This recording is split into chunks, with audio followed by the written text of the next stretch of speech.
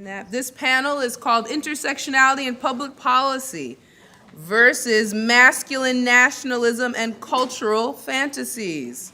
It's the 1 o'clock to 2 o'clock panel. We have several people on this panel who have made their names and their profile for their scholarship, but also for their ability to change the face of higher education and to change the face of the professions. Just yesterday, Professor Tsuruta announced to us that there was a major win at San Francisco State University. A hunger strike of many days, and they were able to secure a whole long list of demands, including changing their curriculum through the hiring of faculty members that they chose, that were not chosen for them, that the School of Ethnic Studies chose because they said this is what our curriculum needs to be and not some other business. So I'm going to now introduce Dr. Nicole Alexander Floyd, Associate Professor, Department of Women's and Gender Studies of Rutgers University. Dr. Julia Jordan Zachery, Professor and Director of the Black Studies Program in the Political Science Department at Providence College. Dr. Linda Perkins, Associate University Professor and Director of Applied Women's Studies, Educational Studies, and History at the Claremont Graduate University. If you're one of Dr. Perkins' students, will you wave your hand? Are Dr. Perkins students here in the room? That's fine if you all aren't here in the room. Dr. Perkins brought about half a dozen people with her. Dr. Dorothy. Okay, no worries, no worries. They have been here strong in presence, and I appreciate you bringing them. Thank you, Rhoda. Dr. Dorothy Tsuruta, Professor and Chair, Africana Studies Department at San Francisco State University. And each of these presenters will now begin and present in the order as they're listed in the program. So thank you very much for being here.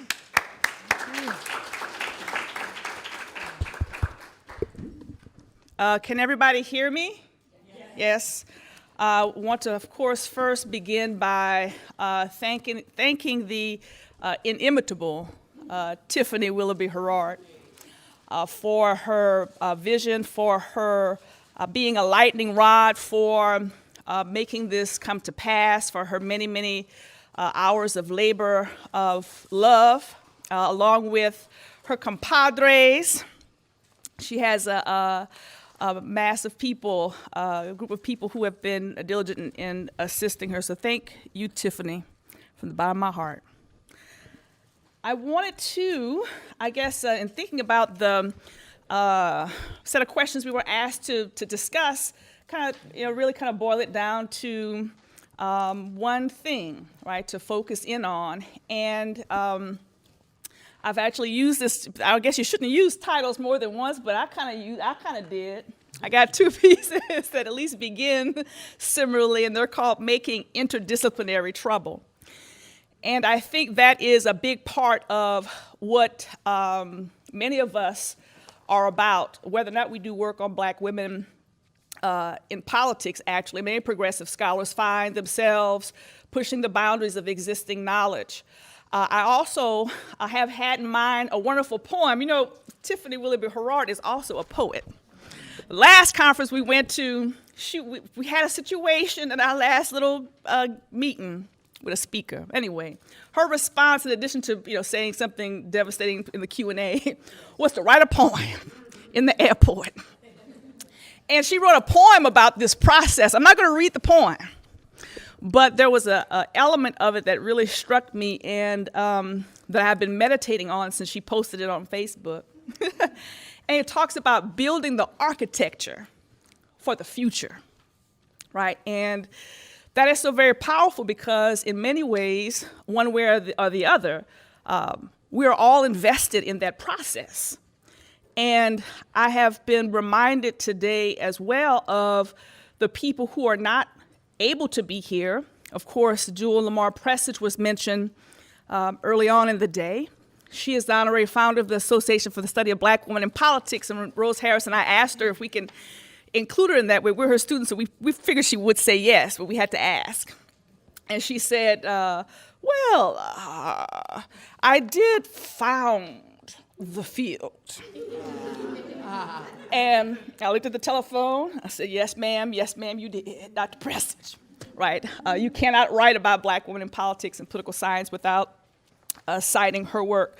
Also, two of our original board members, Linda Faye Williams, as well as Jerry Jackson, have also made their transitions. We have some of the important foremothers for making space for radicals in the profession, period, with us here today. Shelby Lewis, we are happy to have here, of course. Yes.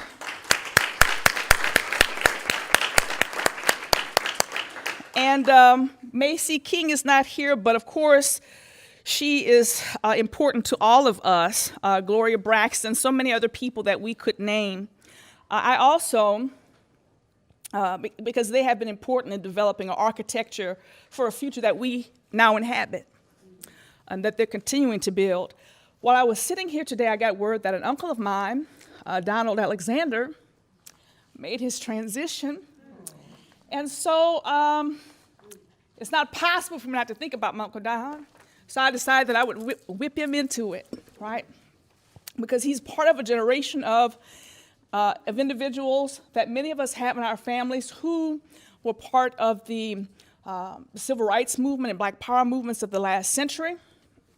And so when I think about the ways in which he fought for change, I'm a first-generation college graduate, but he actually he would have been the first Alexander to graduate from college. He went to Xavier for 2 years, but he left to join a commune in Alabama. He was my dashiki wearing with the afro, you know, and he could play an untold number of instruments. He could take a car apart and put it back together again. He was the first vegetarian I ever met in my whole life. He gave me my first black baby doll, and that was just a life-changing thing. And he was an amazing artist, a painter, and I know we have to move on, but if you are anywhere in Southwest Louisiana and many places in Louisiana and the South, if you see Al Docs written on something, that's short for Donald Alexander. His most, I think, memorable or iconic piece is actually an image of Martin Luther King Jr. in the MLK Center in Lafayette, Louisiana. It's an exquisite picture that he has drawn, and it has MLK in the foreground with Gandhi in the back. And of course, I know that Gandhi wasn't, the parts of the form of his body are actually my grandfather, who was a sharecropper, tenant farmer. And then the March on Washington in the background. It's very exquisite. So Al Docs, is missed today. And he let me feel and understand that trouble was not only okay, but it was necessary. And when people called me the brain pejoratively, as sometimes people will, of course, talk about us when we're young black people trying to do well in school, he let me know that it was okay to be a black girl who liked to read books. So this is for him. So the concept of interdisciplinary trouble, of course, is drawn from Judith Butler's concept about gender trouble. As we know, in her famous book, she argues about the fact that, we live in a gender matrix that cannot be ignored. But we can make trouble within the context of that existing matrix. Similarly, in their important work on interdisciplinarity, William Newell and William Green have talked about the fact that we are trained in disciplines.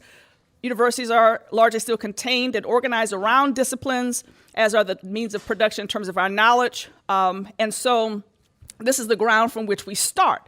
But we may have disciplinary matrices, if you will, but we can be, and have been about making trouble. Is that right? And so that's part of how I've thought about what it is that we are all doing. As Lisa Latuka argues, interdisciplinarity typically implies a critique of epistemology, about how knowledge is produced, and we often see that in our work. Interdisciplinarity as compared to cross-disciplinarity, which will utilize the concepts of another discipline or field but leave things intact, or multidisciplinarity, which takes a topic, say, and has different approaches lined up side by side. Interdisciplinarity involves an integration of concepts and approaches. And so I had to explain that to a dean of mine. So he understands interdisciplinarity if there are two people involved. But how can one person be interdisciplinary in their approach? It didn't, it just wasn't working in his mind. It's more than bioinformatics. We had to explain. So in terms of the approach that I've taken, the kind of Black feminist frame of reference, drawing on the work of Mac H. Jones, of course, who famously argued that the role of Black political scientists is to cause our students to be deeply dissatisfied with the U.S. political system. Right, that's who I studied at Southern, right?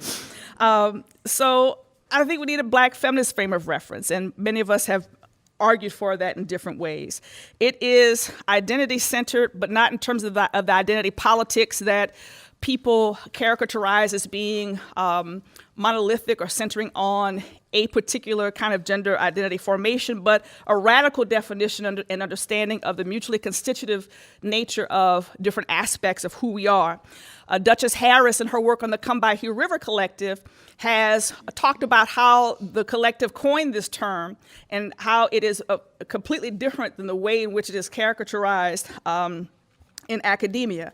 So it's that kind of complex understanding of identity that we bring to bear in centering Black women as political actors. Intersectionality, we have talked about, of course, I think Evelyn mentioned this morning, that we political scientists are kind of late to the game in some ways. Of course, if you read the work of people like Shelby Lewis or Jewel Prestage, you'll understand that people have been thinking about race, class, gender, social inequality, among other aspects of who we are before this moment. So I think it's important to understand that genealogy. I have found it useful to think about a distinction in terms of intersectionality between the idea of it and it as an ideograph, right? The idea of intersectionality, right, that we associate with Kimberly Crenshaw, rightfully so, is typically what people talk about, and a truncated version of it at that. I found that some people haven't even read her work. They just cite it. They jump to they love it. If anything, they'll cite the paragraph about the intersection.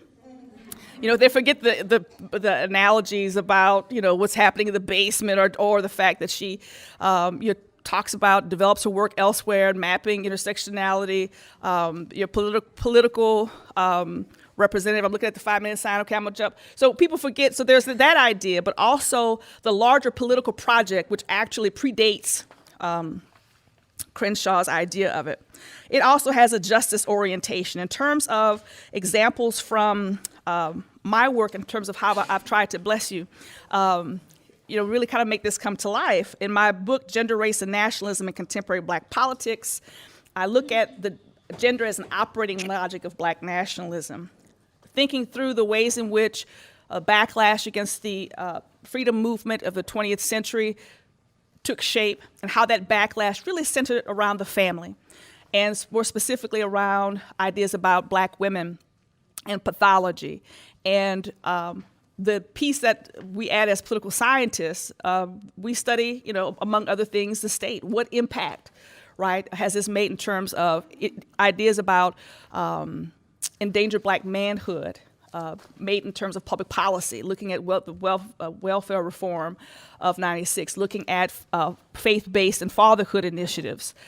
Other Black feminists have talked about nationalism from a feminist perspective, but often leave the state out of that question. And it's, I think, not surprising that those of us who have, myself, Julia Jordan Zachery, Udine Barito, who have thought about those questions are political scientists. So this is something that we add to, part of what we add from our perspective. Other work in terms of looking at Black women as liminal subjects, questions about melodrama, psychoanalysis, and post-feminism animate my current projects. I've also found it useful, a Black feminist frame of reference, useful in terms of thinking about Black women as space invaders, right, in academic spaces, and how we can move from thinking about changing us as individuals and thinking through different institutional forms of transformation. And I'll end by just saying two things in terms of the place in which this occurs, and then something about those processes. And I should just truncate this analysis. You could find in something that I've written. But Black feminist epistemologist Christy Dotson usefully highlights testimonial silencing, right, and the ways in which that happens through epistemic quieting, where we discredit particular subjects, right, as knowers, and also testimonial smothering, right, so that self-censoring that happens when we have knowledge producers they're being given particular dictates and preferences and priorities and abilities, and the awareness of listeners. All of those things come into play in terms of the many different ways that we've talked about,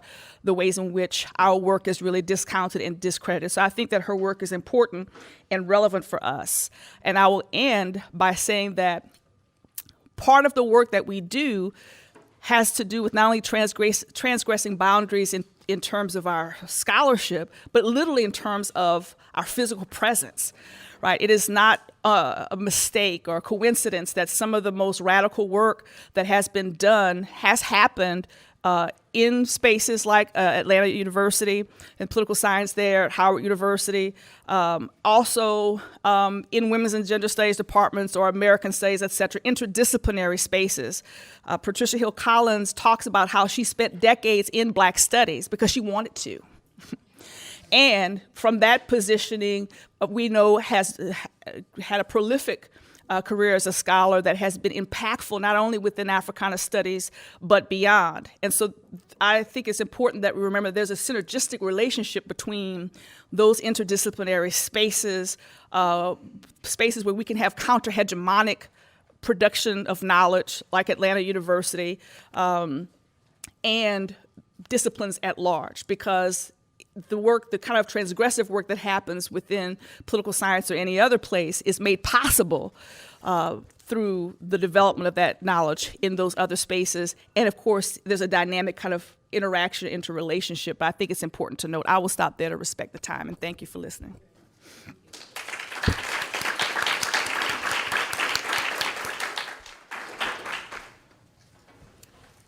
So,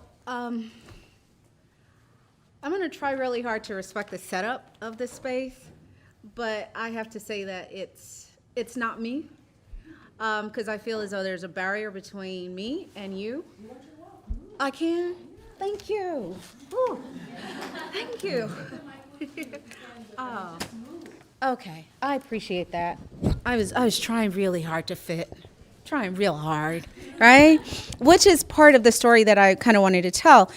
And I've gotten to the point in my life, in my career, where I try, when I'm asked to give talks or what have you, to actually let the room dictate what I say, as opposed to allowing myself to dictate what I say to the room. So I honestly did not quite prepare anything. And I was very intentional about it, right? Because I wanted to see what the space was, what the energy in the space was, and what it is that I got the feeling that the space needed. And so it's funny that I sat here and I felt really kind of constrained.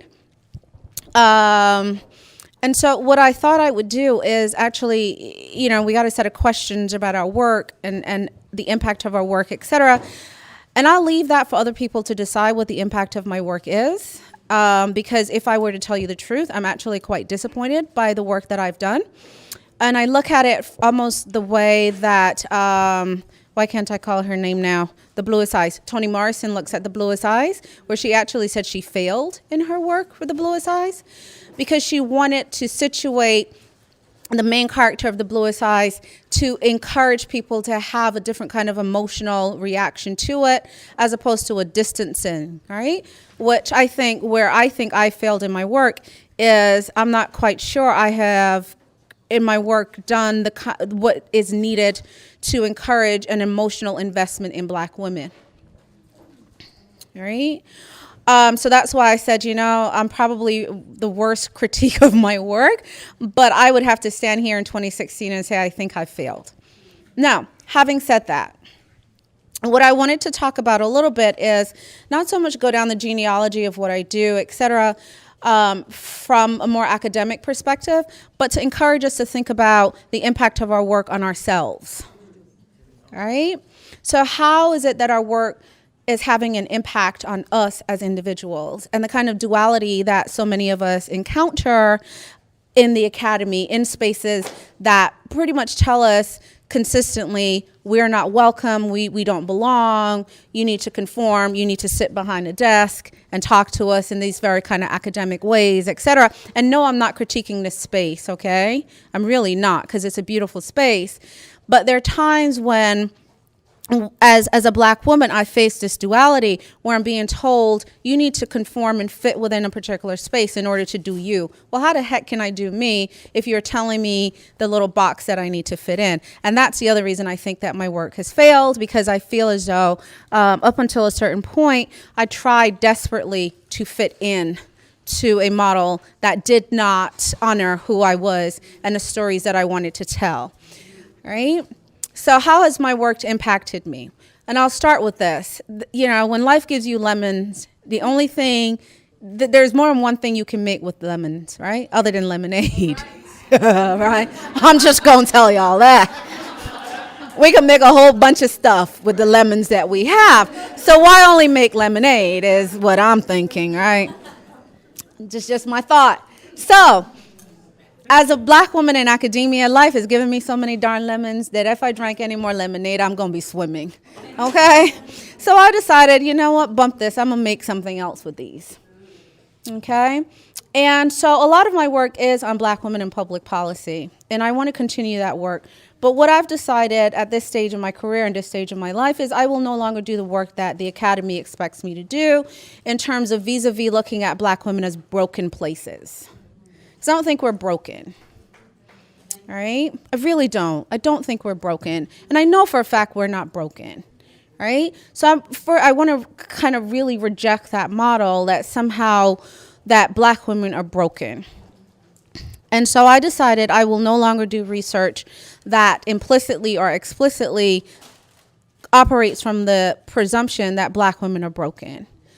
The other kind of thing that I did and the impact my work has had on me is I've decided that I will no longer do work where I have to privilege the vision, the experiences, the understanding of the other looking at Black women. So therefore, I'm not going to use some theories in the way that a neoliberalist kind of perspective of the academy tells me that it ought to be used.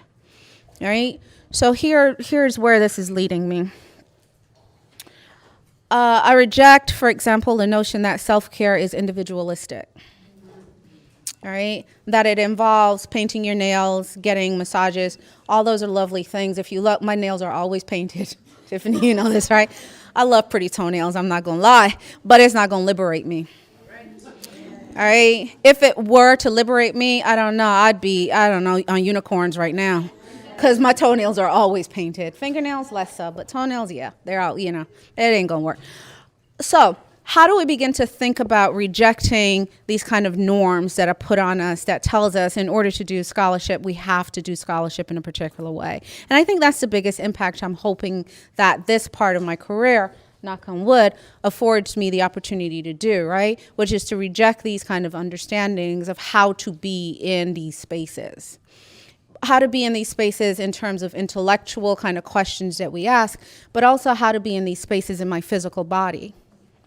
And that's the part I kind of want to conclude about in terms of the impact of my research. The impact of my research has really, really forced me to think about the physicality of being a Black woman, right? And what that involves, and the politics of that, and the culture of that, and the kind of poetics that's involved in my Blackness, and my Black femaleness, and my Black femaleness as it relates to my immigration status as, an immigrant Black woman. And the fact that I choose to speak like this even. When I go home, I talk like this, right? Why can't I talk like this when I'm talking to Winna? Right? Right? Why can't I do that? Why do I have to be all kind of like this? When in truth, in fact, the real me is more like this. I know what you say, right? I drop all kind of vowels, right? Do all kind of things with the English language. Why can't I be that and be celebrated and be recognized, right? And so part of me at this point in my career and thinking about my scholarship and thinking about my positionality has been about how I choose to engage in these spaces. right? Not for anybody else per se, but for me. And so some of the things that I've done as a result of my scholarship and as a result of me understanding who I am and how I understand knowledge and knowledge production, which is kind of where I'm getting at, right? Is how do we understand knowledge and knowledge production? Is I've actually stopped doing some things. I don't use quizzes in my classroom, all right? I don't use quizzes. I don't use exams. I don't do any of that, all right? In fact, I often go and I don't have notes. All right? And that's part of me actually kind of pushing back on this understanding of knowledge production, of power, right? Of how we engage with each other. How do we talk about people as subjects, right? No, if we really want to understand people as subjects, allow them to speak. If we really want to encourage knowledge production, allow our students to speak, right? So what does this now have to do with research? And I was really, really impressed because so many in front and before me spoke about how do we even begin to collect data. And Zinzelli's not here. I wanted to give her a shout out. If I recommend her book one more time, I must begin to ask for a commission. If you haven't read her book, I'm telling you, it's an amazing, amazing, amazing book, right? But how do we begin to think about data, data collection, the use of data, et cetera, right? And so I wrote this book where I'm talking about silence, and it's really pushed me a little bit on the limits because one of the responses I got was, where's the data? Well, how do you quantify silence? You want blank pages of stuff? Well, I couldn't say that to the reviewers, right? I'm going to get a whole bunch of blank pages, you publish that. No.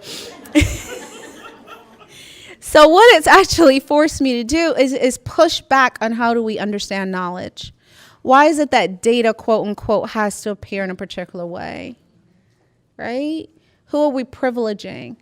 And so I've become really intentional, and I've been trying really, really hard to do all my work only using Black women as citations. All right? It's hard. I'm not going to lie. I'm not going to stand here and tell you all it's pretty because it's not always pretty, but only use Black women for my citations. All right? So again, the impact of my work on me has been really me questioning how I do what I do and why did I even start going down a particular path to do certain work, all right? How did I not question power in the production of my work when, in fact, I'm studying power? There's a contradiction right there, right?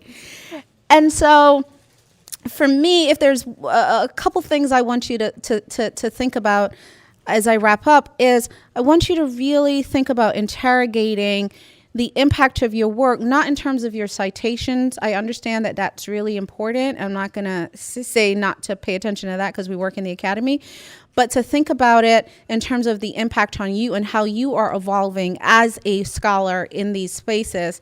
And where, for example, if you think of the academy as a circle, where are you causing blimps, right? Because I've given up on changing the academy.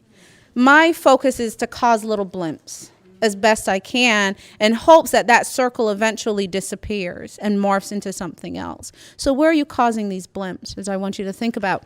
And then as I close, I want you to think about submitting for the Black Women and Girls as Producers of Knowledge Symposium, which I'm hosting with a colleague of mine at Providence College on September 9th. The call for papers is due on the 15th of this month, but because you know the person who's organizing, we'll wink at the 15th and call it what it is, right? And another colleague and I, Duchess Harris, we had a call for papers for Black Girl Magic because I think we need to interrogate all of this stuff in a very critical way. That call for papers resulted in 33 viable submissions, which yeah. It's pretty amazing, right? Some of them are going to be published in NPSR, which is the journal that Tiffany and I and several others in this room co-edit. And we're actually going to do an anthology for the papers who cannot necessarily be included in the journal, not because they're not good enough for the journal, but we respect the journal for what it is. So if anybody's interested in submitting for Black Girl Magic, again, because you know the editor, feel free to talk to me, right? But we want you to think about disrupting the norm of academia and what it means for Black women to understand who they are. Thank you all.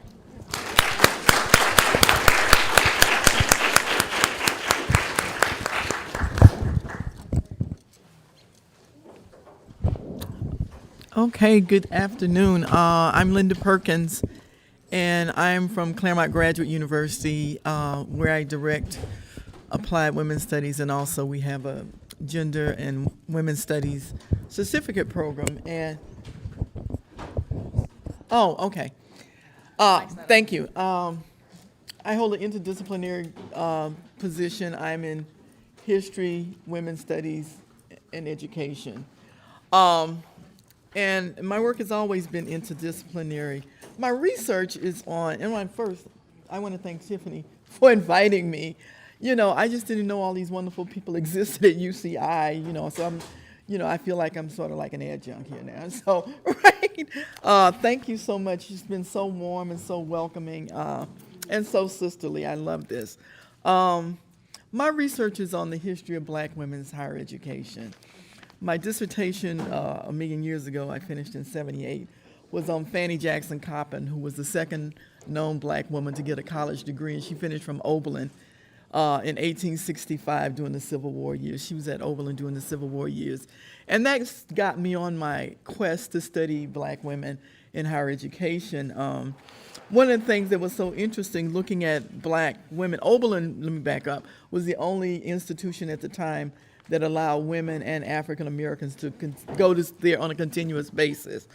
And it was interesting because Black people relocated to Oberlin so that their children could get an education in Oberlin, the preparatory school and when people talk about how Black people don't value education, I mean, they literally moved. And Coppin herself, who had been born a slave, her parents moved her to Providence, Rhode Island, so that she could get an education. So she got her start there and went on to Oberlin because she said Harvard didn't admit women, so she had this desire. So that took me on my quest and looking at Black women, early Black women. And I ended up going to school at the University of Illinois for my doctorate. I have 2 degrees in music that has nothing to do with what I do now. But I went to Illinois to study music, which I did, and I have a master's in music. But in the meantime, I was very active in Black Graduate Student Association, so we started this Office of Minority Affairs, and I became a recruiter. And then, you can get free tuition, so I started taking classes in education and higher ed, because that's what I was doing. And then I had this professor who said, why don't you do something on Black women? I mean, it's kind of interesting. This is a Black guy. And I had never even thought about that. I had been a product of HBCU. I went to one Mississippi Valley State for 2 years in the Delta, Mississippi, and then I transferred to Kentucky State. But I always had Black women professors. It wasn't like it was unusual. But then I found out it was unusual, when I got to Illinois. So it was just sort of a reversal kind of thing for me, and all these women were talking about, sexism and men. And, I never grew up thinking men were smarter, and there was no evidence of that. So we were in the, girls were in the honor society, we were on the dean's list. And so it's no problem. But once I started doing my research on Black women, I just found out, and when you talk about the impact and what are the things that you find, one of the things is that Black colleges hired Black women professors, and that was something that white institutions did not do. So that was one thing. And also,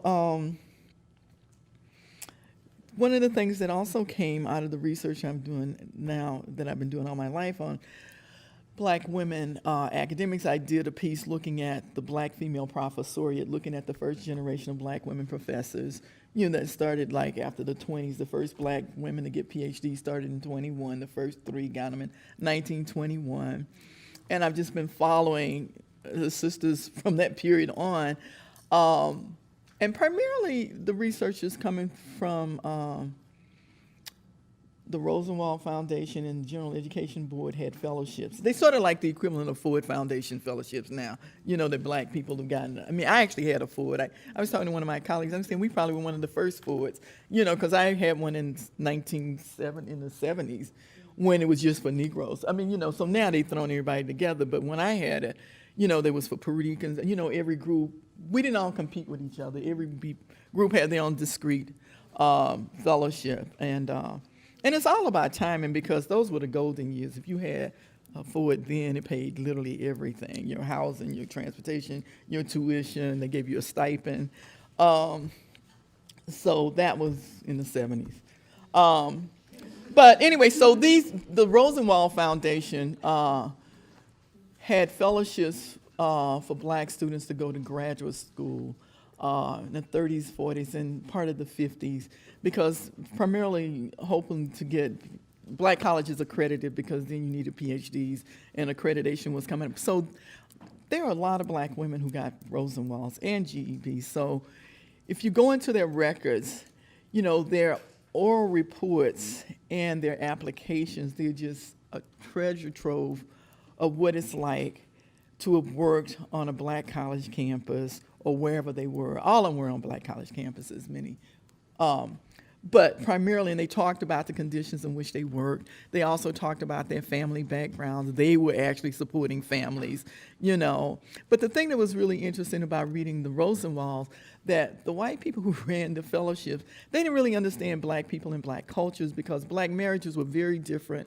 And I did another piece that grew out of this on black academic couples. Oh, okay. So the sister who talked about how people don't know where all these articles are in anthologies, that article is one of them. It's in a volume on academic couples. It's not even about black people, but I was the black article in there. But it's about black academic couples. And it's really interesting because, like the Rosenwald, Kenneth and Mamie Clark shared a fellowship. They applied together because they were doing research together. And this sort of blew the minds of these people. And then there were other black couples who worked together. And and even in this article, on one college campus, there were like 17 black academic couples. Black people married they were peer marriages. So something happened. Whoever does this kind of research can look like what happened.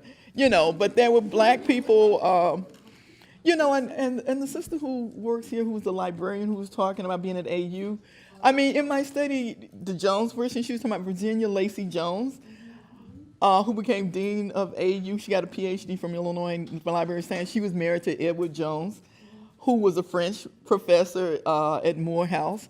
Everybody referred to him as Professor Parlez-vous, because he was, and they talked about how he walked around in suits and he was so European. But if you read her oral history, it's kind of interesting how they took turns going to graduate school. He went, she went. And it's just how black people constructed their marriages, and they were pushing to get these educations. And, and I interviewed a lot of these people for that article, and they were just saying, and basically, once somebody got a job, you're not going to move away,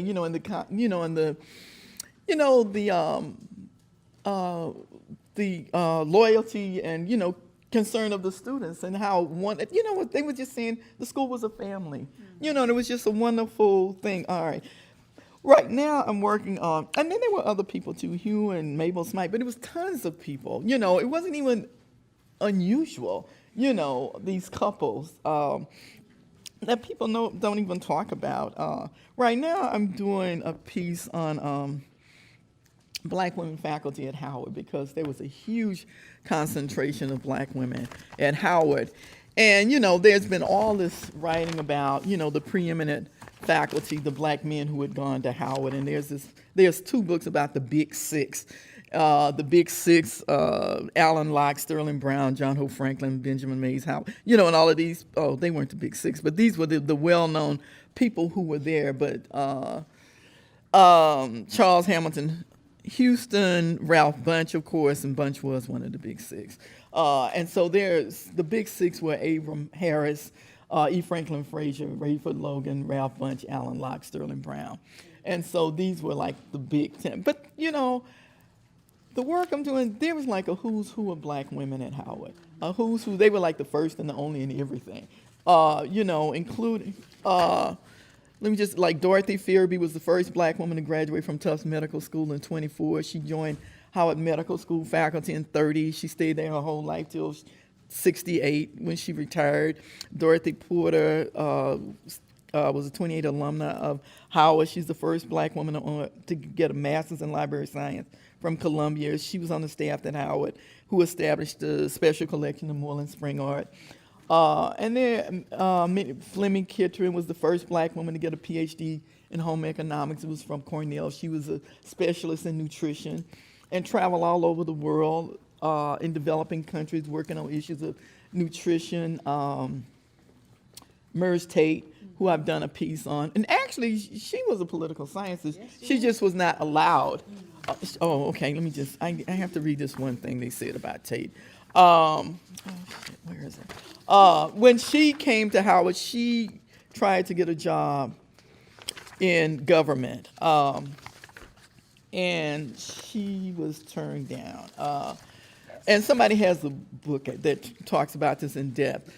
She came during the war years, and so this is when Ralph Bunche and all these people in this is. The chair of the department, Eric Wilson, learned that his option to hire was Merz Tate and a white woman, Caroline Well. Both of them had from Harvard. And he says, I don't have a choice. He said, what have I done to deserve this? And so he didn't hire either one of them, despite their qualifications, because they were women. And so Rayford Logan rescued them and put them in the history department. And Ware was interviewed several times. But anyway, Tate, who was a single woman, she knew how to negotiate. She was one of the early black women who were full professor tenure. She came in and negotiated that in 45, which was no small thing. I wish I had more time to tell you about some of these other women and the kinds of things that they went through. But the women at Howard, they were very astute. They formed a female faculty club in 1940 to talk about issues of gender discrimination, and Tate, and also Pat Harris, who was in the law school. It was really a who's of women, worked on salary discrimination issues, and they got a task force to do a chart of when you got a job, when you got promoted, and how long you stayed in the rank.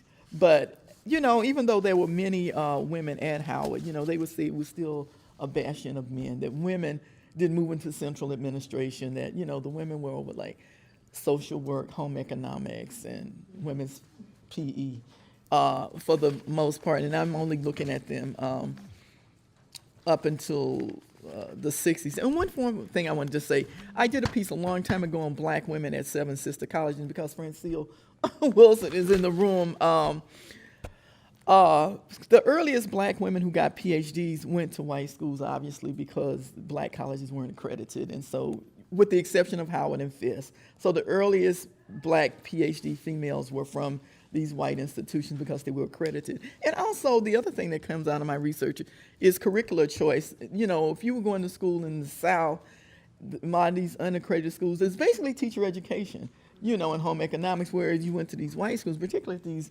Seven Sister Colleges, they created scientists and all of the rest. So these women had a real leg up. But Francine, the other day, I showed in my last class, there's a documentary called Hillary's Class, because Francine was in the class with Hillary Clinton. And so she's highlighted as the first black person to have a white roommate, because until that time, either you had a black roommate or no roommate at all, so you had a single room. So, she's a pioneer in that way. Thank you. Yeah. Thank you.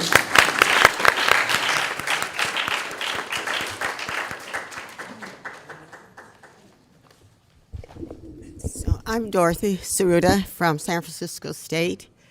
Nikolai, is that how you say your name? Nicole started off by mentioning her uncle, and I had told Tiffany yesterday I was coming under the gloom of my brother just dying 2 days ago.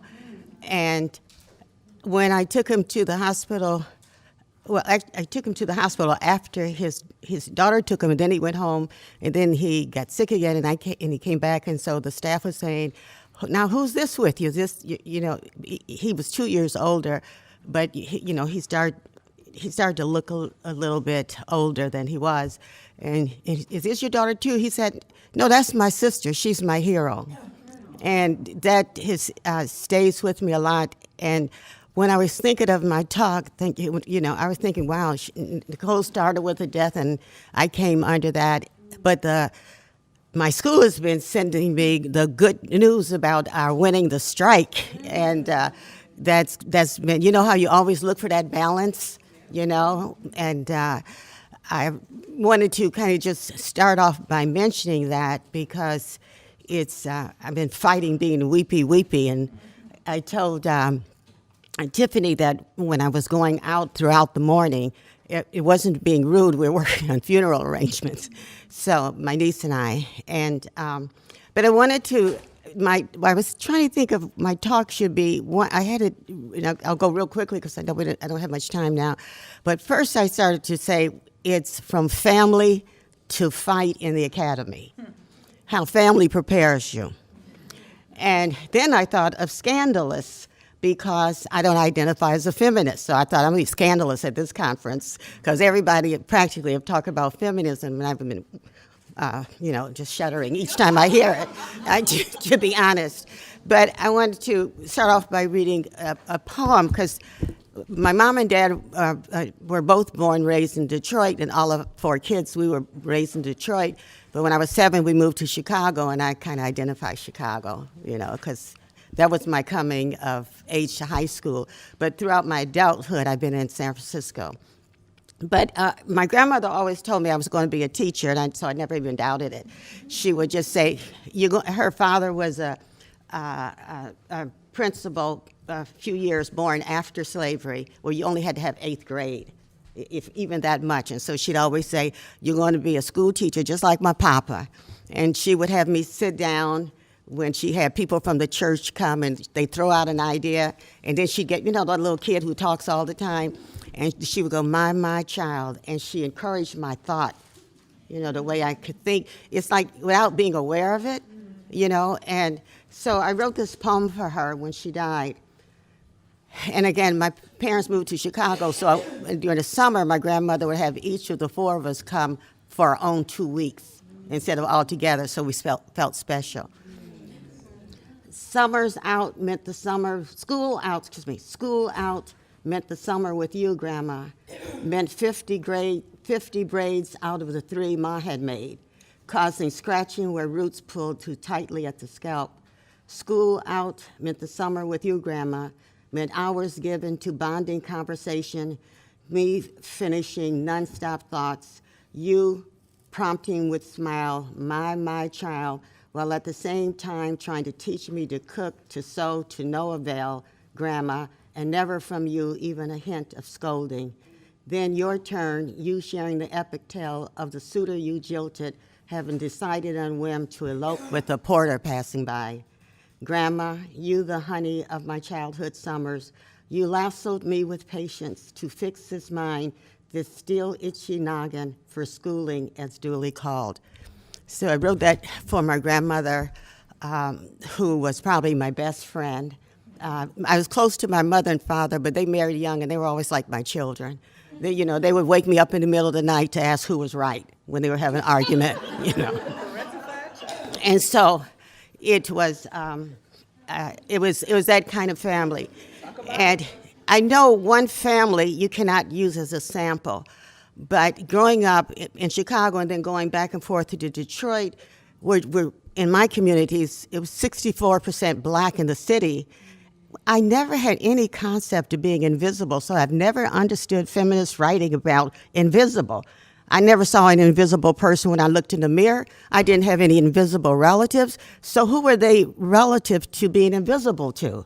If they're talking about being invisible to white people, we never saw ourselves in the way white people saw us on that human level, maybe in terms of control of the system, but not in control of the human level. So I never even heard the word ghetto until I went to college.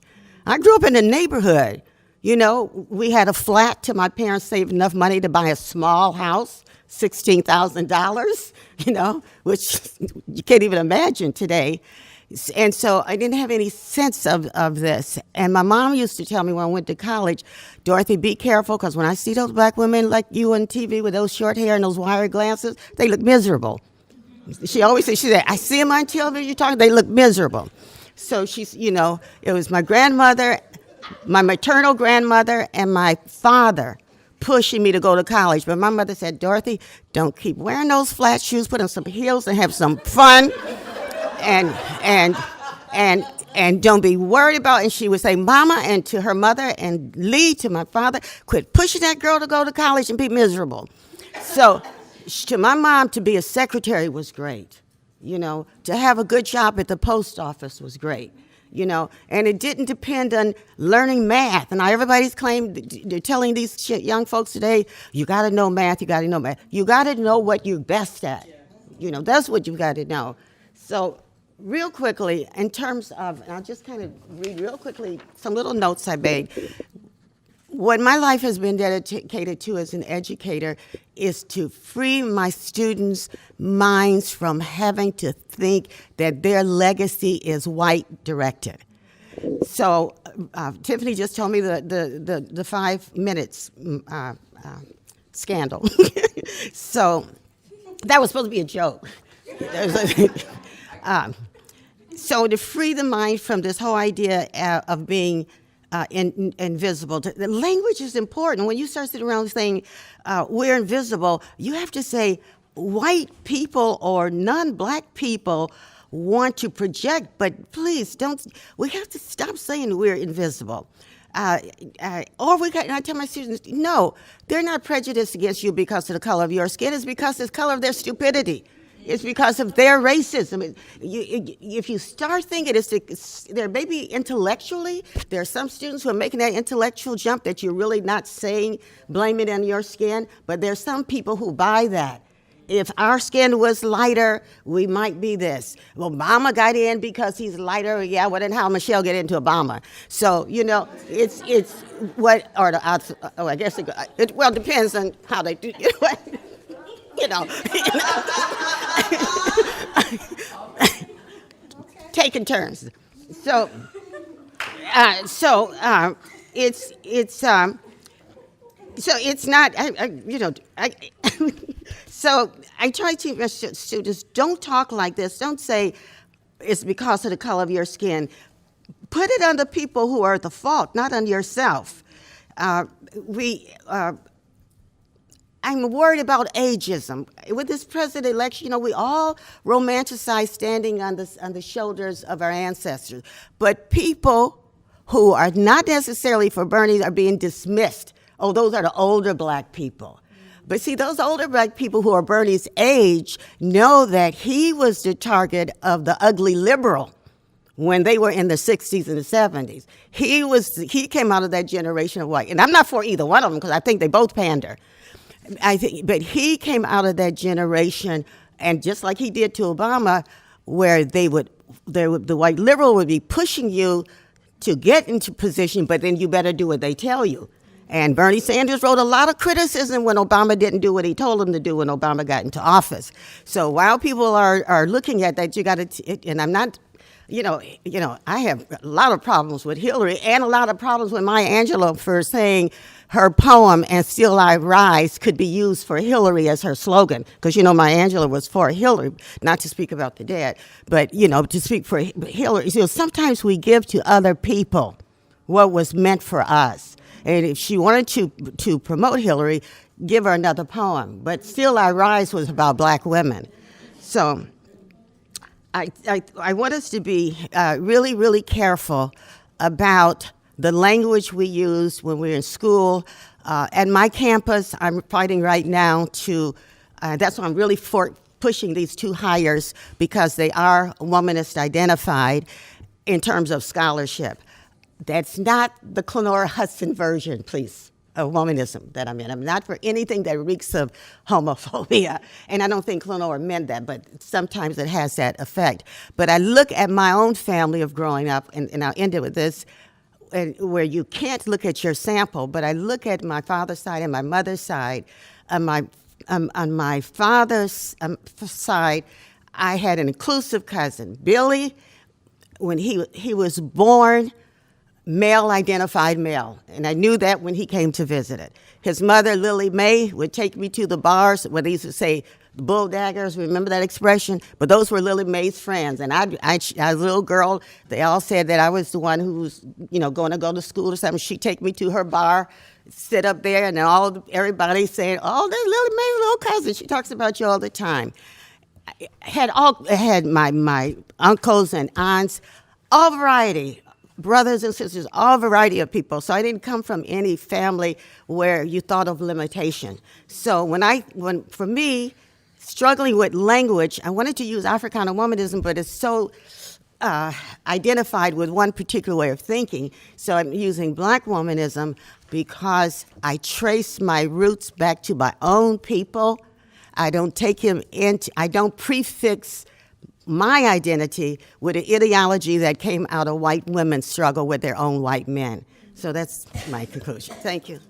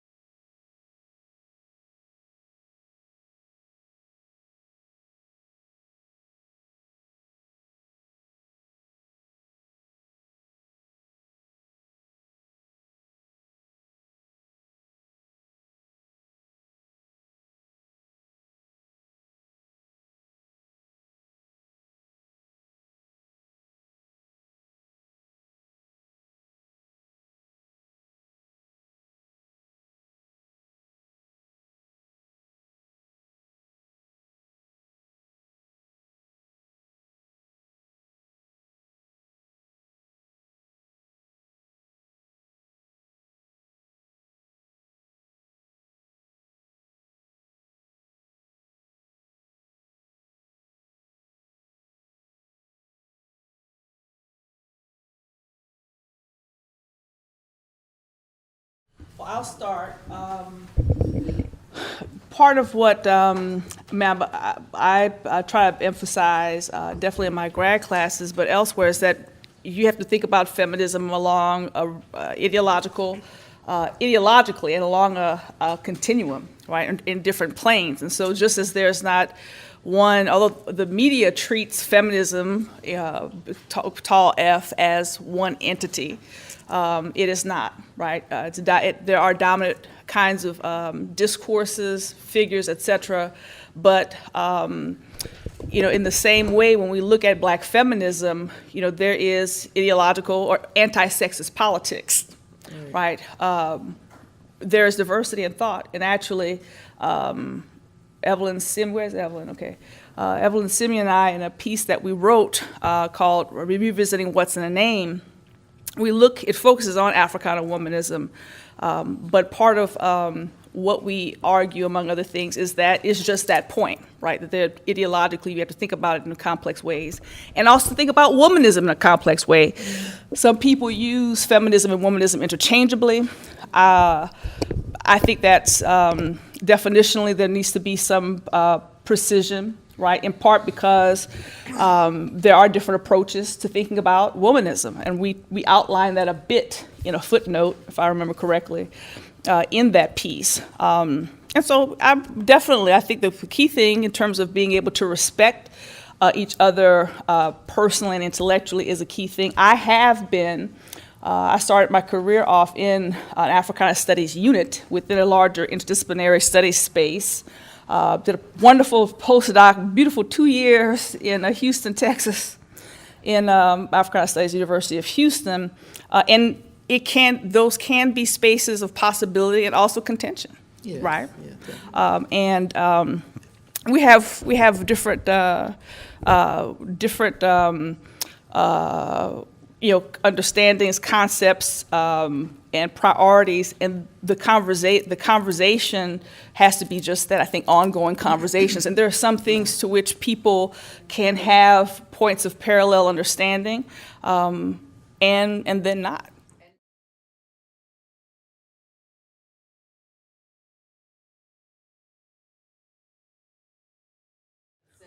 Right. Can I share a little funny story about June Jordan? I was teaching at Mills, and June Jordan came. I wanted her to come speak to my womanist class. This was 1992. And because I ended up with a big lawsuit against them because the students wanted to take my womanist theory class instead of the white women's program, feminist theory. But June came and she said, she was complaining when she got out of the car, Dorothy, I don't know, what is all this stuff about womanism? And she said, I'm trying to think, how can I talk about something you're all wrapped up in, and we're trying to figure it out, because remember, I'm in the Bay Area where Alice Walker is, Angela Davis is in, and in fact, Angela Davis' sister was my lawyer, Fania, and so all of them, and they're identifying both ways. So then June said, okay, Dorothy, she came to my class, she told the class the same thing. I don't know what, Dorothy, it's all about this womanism. And she said, but I think I understand. She gave an example real quick. She said she was asked by Sign magazine out of Stanford, which was a feminist magazine, to write an article. And she wrote it about looking out of her window and seeing a black man getting beat up. And when she sent, and how that enraged her, and how she organized around, and it was rejected. They said, this was supposed to be about women. And she said, if you're writing about my brother, you're writing about me. And that was her example of how she kind of figured out what I was talking about. It's the whole, all of us. It's the inclusive people. Yeah. And just as a counterpoint to that, part of what we see, for example, and I'll use the Come Back River Collective because we're all familiar with that, is articulation about community, right? Really the idea that different forms of black feminism are not community-centered is false, right? We see not only in the rhetoric, but also the reality of black feminist organizing, a focus on black communities, on liberation.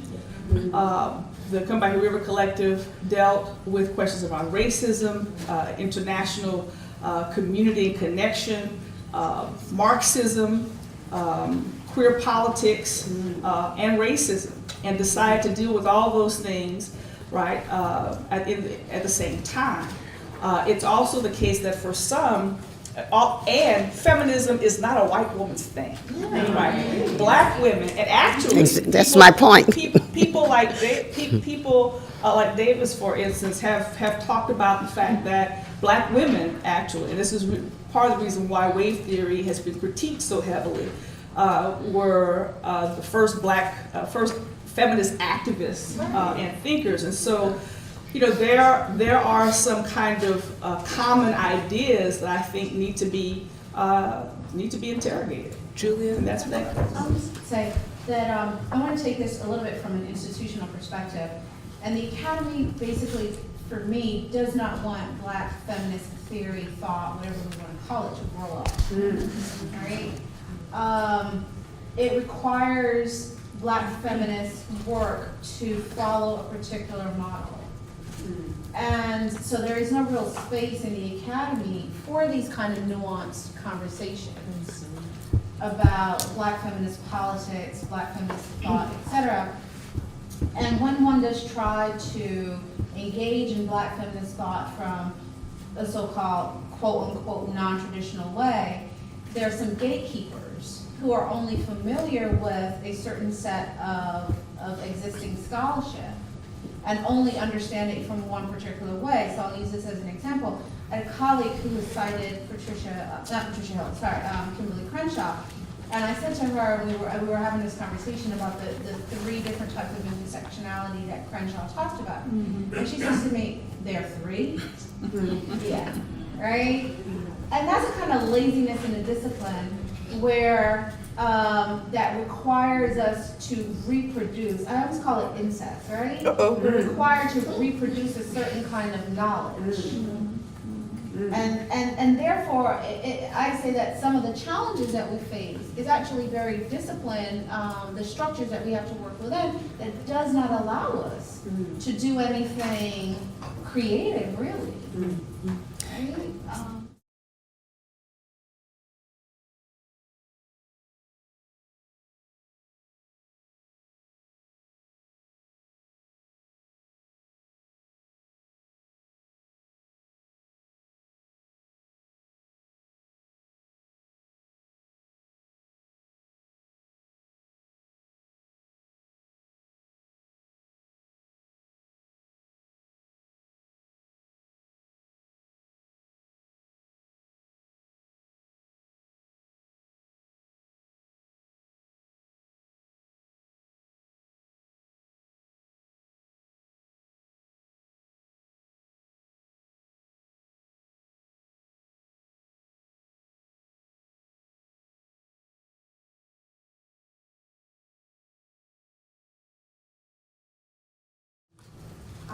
really see conflict necessarily between different ways of approaching the topic or subject.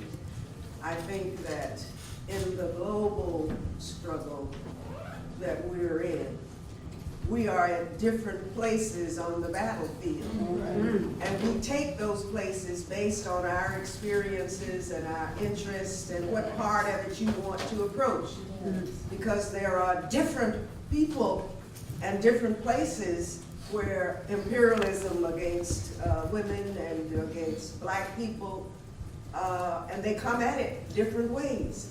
So we all have a role to play on this battlefield. We decide, or should decide, and should not be constrained by the disciplinary matrix. We should decide what aspect of this struggle we want to fight in, and we think we could be more effective fighting from that space. And when we realized that we could move forward, I was especially taken by Julia, who was saying that she's reinventing herself and her approach to things. Well, that's what we all do or should do if we grow and develop. And so I appreciate the differences that are there, but I don't see them as conflicts. I see that an individual has a space that she's decided to take in this struggle. Yeah. It may be a different one that this person has taken or someone else has taken, but we're all in this struggle together, and we should learn how to exchange. And this panel, I mean, this conference is exposing us to these different ideas and different approaches and different goals that we have in this struggle. And I want to congratulate Tiffany and Nicole and the others who organized it.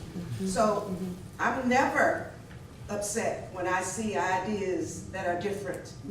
I see them as important for what they do and for the person who is moving in that vein. We hold different places, but we're on the battlefield, but we are fighting the same thing. Yes. Right.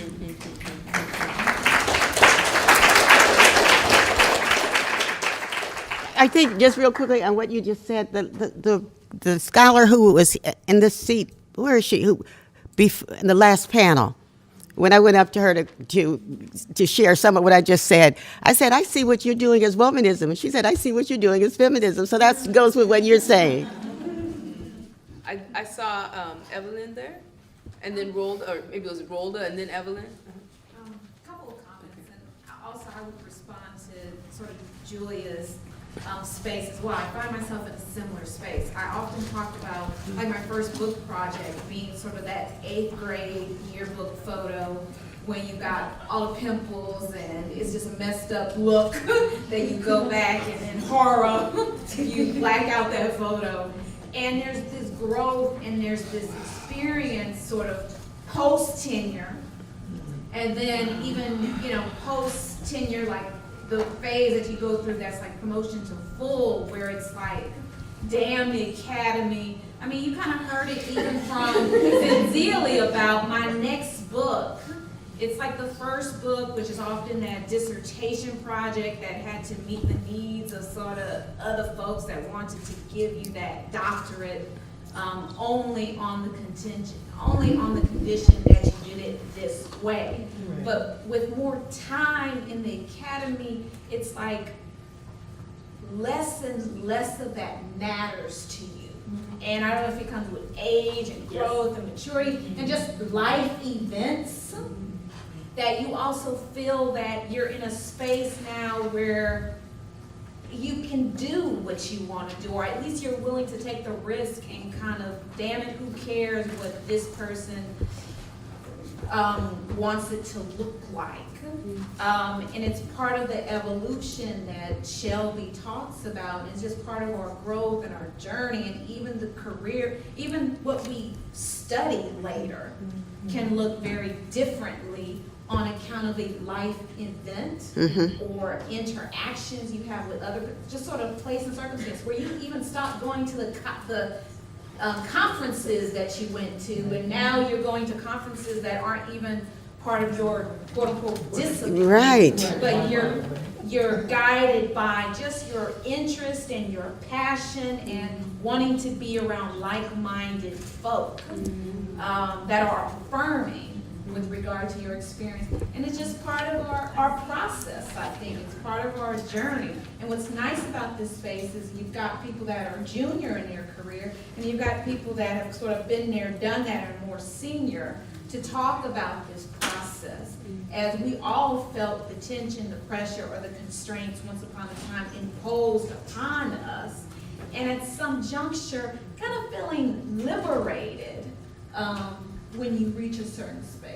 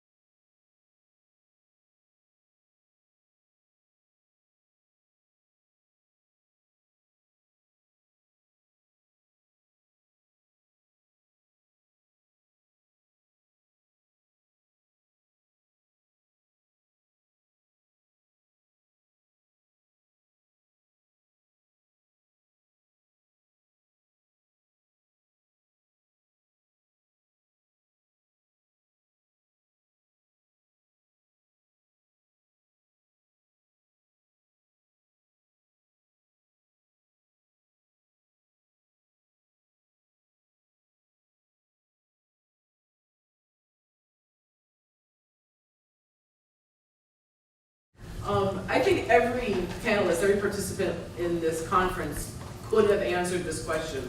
But I think the intersectionality or intersection panel is the best one for this. And I pose this question through my own story, in that I identify as a woman, I identify as Black, and I identify as, I don't ascribe to the term disabled, I identify as other able. And so my question to you, well, my story is that I identified, embraced my identity as a woman far before I identified or embraced my identity as Black, and far before later in life where I began to identify as other able. How did, and the chair can determine how this is distributed, but how did y'all come to those different stages of embracing your identity, presuming that it was at a different time? Or if there was a time when you came into your identity as realizing that not just being Black, not just being woman, but being Black woman, which arguably is a third identity. Before you all answer that, I'm going to take a bank of questions for the sake of time, so if you can kind of think about your comments, give yourself a minute. Jazz Riley was next. Oh. Thank you all for this panel. I really appreciate all of the different interventions you all have been talking about with regard to Black feminism. And I guess my question is more of a sort of large, overarching question. Speak up, honey. Okay. My question is more of a large, overarching question about Black feminism as both a discipline and a practice in the world. So I really question if the academy can produce and sustain this thing that we're calling a Black feminist, if what we are invested in is liberation. And if we are really invested in liberation and understand how Black feminism is supposed to be participating in the work of liberation, then why is our investment or our work of Black feminism centered around the academy?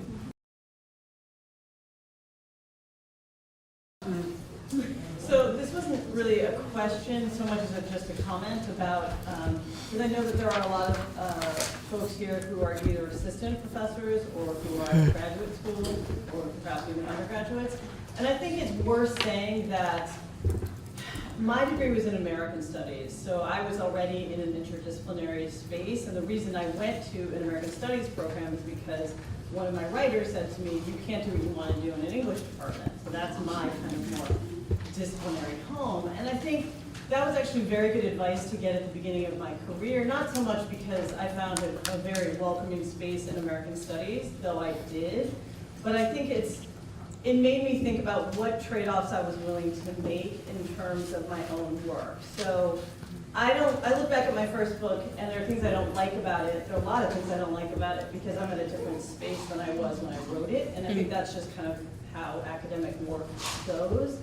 But I don't feel like I wrote it for anyone else. I don't feel like I wrote it for my committee. They didn't put those pressures on me. Right, me either. And again, that's not to say that there's a utopian space that I've somehow found. It's more to say that I think all of us have to figure out what trade-offs we're willing to make. And we all make that calculation very differently.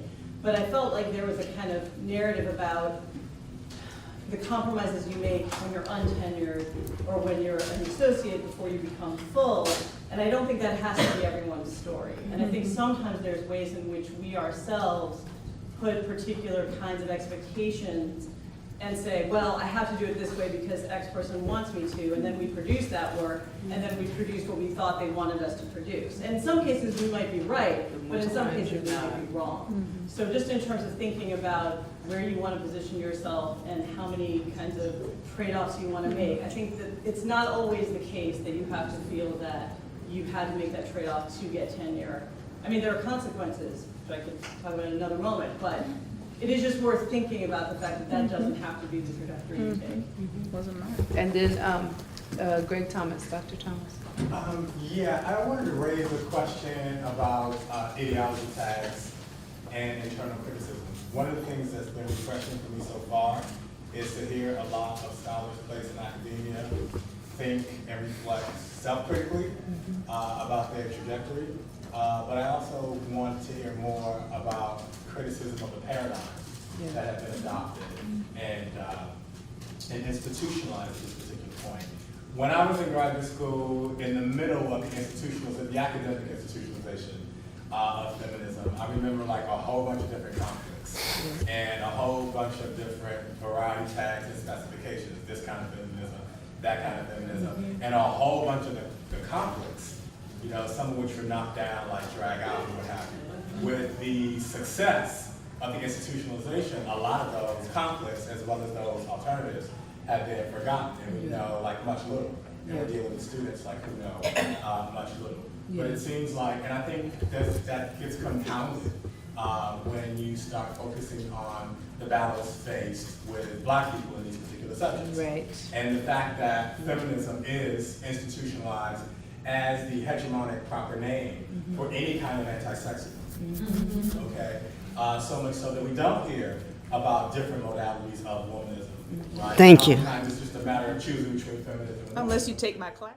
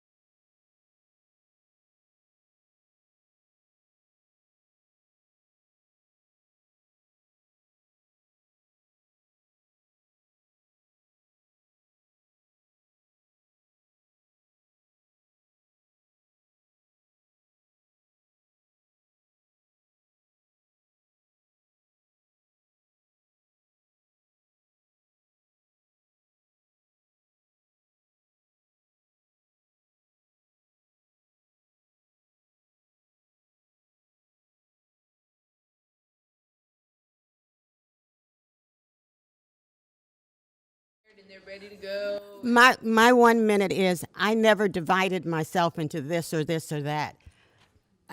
Toni Morrison was interviewed once by Bill Moyer, and he said, "Are you a black person or a writer?" And she said, "Do you give that to white people? Are you a white person or a writer?" I've been a black and woman and female all my life. I never had any divisions. When I'm in my black community where I grew up, we were everything. We were inclusive, and I didn't divide myself into it. When I first got into the white world, then I started seeing race, and that's when race in the academia. That's where I started, or my first job. But growing up, naturally, you see yourself for what you are. I saw colorism within the black community as the first painful and situation in my community. Colorism. Thank you for sharing. So, I mean, I like the young lady who talks about the investment in the academy. And, as a black woman, at least for me, I find myself constantly questioning my relationship with the academy, with capitalism, and the whole nine, right? And I think that's something as a black woman that if you're conscious of any level, you do have to ask yourself if you're complicit in the maintenance of power, right? But some days I'm able to reconcile all of this by asking myself, what does the academy then allow me to do outside of the academy to sometimes disrupt the academy? Because I know what I do inside the academy to try to disrupt, but what am I also doing outside? Right? And how am I giving away knowledge? Because to me, that's where the liberation lies, is in the giving away of knowledge. So yes, you write the books that nobody's going to read in order to get tenure. Let's be very honest, right? Because the average person can't afford them. You write a book and it's like $80, really. But can we find other ways of giving away our knowledge? And we give it away not an expectation that we're going to get anything else in return. So you're giving it away not because it's going to bring you tenure, not because it's going to bring you a job, not because it's going to get you a spot on MSNBC. But you give it away because you recognize that you might have something to contribute to a population that you're invested in their liberation. And I think for me, that's how I begin to reconcile the fact that I am somewhat complicit with power structures while challenging power structures from within. And I think for me, my womenist consciousness came about just from studying. I mean, the more you do and look at where the activism of black women in the civil rights movement and all other kinds of movements that have just been overlooked, dismissed, played down, it really does make me more constantly want to elevate and to discuss and talk about the kinds of things that black women have done. And also, it's not one narrative once at all. You do see lots of areas of cooperation and overlap, but then in other instances, it's not. It's been gross exploitation and a lot of sexism that we've experienced, and we have to talk about it. And one of the things, I know we don't have time, that we didn't bring up was the role of religion, too, in terms of how we perceive gender roles and these kinds of things, and that was something that comes up in the research of the women I do as well. Depending on if you come from conservative religious backgrounds where you're taught that men are this and women are that, then that impact. And Evelyn talked about that in your survey of questioning, do you think women should be ministers? In the way more black women said no than men. Nicole. Okay, just very quickly, thank you all for your questions. In terms of racial identity development, in terms of gender identity development period, family, community, and education, I think and experiences for myself, as it is for other people, are important. I'm going to be very quick because there are lots of different questions. I teach about identity development formation, and it's something I could talk more about during the after the Q&A when we have a break. I want to echo Dr. Young's comments about people having different stories and trade-offs. I mean, this is part of what I talked about when I mentioned Patricia Hill Collins, right? As an example of how work is being done and produced, people get educated, et cetera, in interdisciplinary or other types of spaces that are in a kind of synergistic relationship with other kinds of more traditional disciplinary spaces. And every work has issues. But for instance, I chose a place to get educated where I could study women in politics, Africana studies, and public law, right? Comes with ups and downs, different types of pros and cons. And my dissertation and book, I love, and wrote with liberation in mind. Dr. Thomas, there's lots there. I guess I would deal with the kind of the notion of ideological, whether we're trying to invest our time in developing a hegemonic paradigm or keeping that, or seeking justice and liberation. I mean, part of the notion of ideology understood as a long continuum is exactly what, that's what you're talking about. I mean, that's what I meant when I said that ideological continuum is present within feminism, quote unquote, or within anti-sexist politics, period, including in terms of Black feminists. So yes, there are people who are conservative, who are liberal, who are have invested in different types of radicalism. And there was one question that I'm missing. It's okay. Can I have 10 seconds? Yes. The academy is one site. It's not disconnected from somewhere out there. But of course, Spillers makes this point in terms of dealing in her essay about community, how Black people sometimes feel like they're kicked out of community somehow if they get an education. Mm-hmm. But newsflash is that the community is wherever we go, and where we are, we make it. And so resistance is necessary here because this is a field of contention. And it is, as I started off talking about Mac Jones, a place where we can see our role as being a part of liberating a liberatory education, and our work, our time, our research, where we share it, etc., is not confined to academic spaces for many of us. Thank you so much.